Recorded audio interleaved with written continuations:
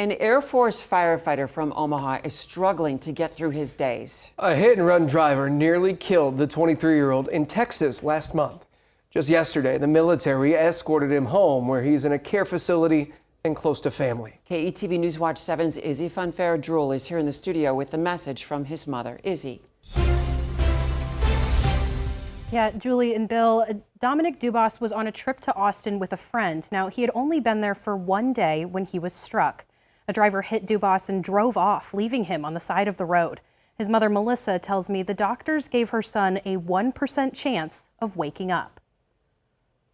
Melissa Dubas says her oldest son, Dominic, loved to travel and to try new things. He was very much like, I want to be the best husband and father that I can be, and so I want to do everything I can right now to make me that person. Dominic went to Austin to get away from the rain on his Air Force base in Anchorage.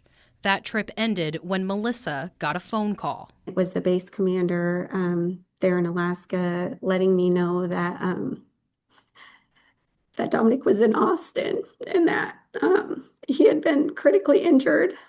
Dominic had been hit by a driver. He suffered a traumatic brain injury, skull fractures, and a broken leg.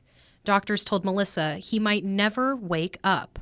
The doctor responded, "No, we're waiting for you to decide if you're going to let him go." And at that time I said, we're not going to let him go. We're not going to give up. After a month of care in Austin, Dominic is in a care facility back in Nebraska for the first time in a year. Squeeze my hand.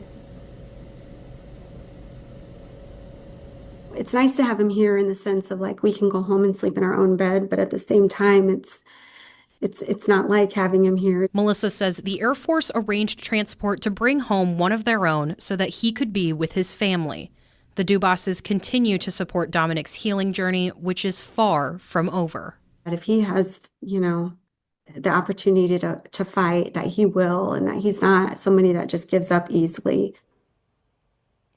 Now, Melissa says that Austin police believe the man who hit Dominic is an illegal immigrant who fled back to Mexico. She says this isn't considered a felony in Mexico, and because of his immigration status, Mexico won't extradite him back to the United States for a trial. Information about how to support the Dubas family can be found in this story on KETV.com. Back to you guys. It's an incredibly hard time for that family, Izzy. Thank you.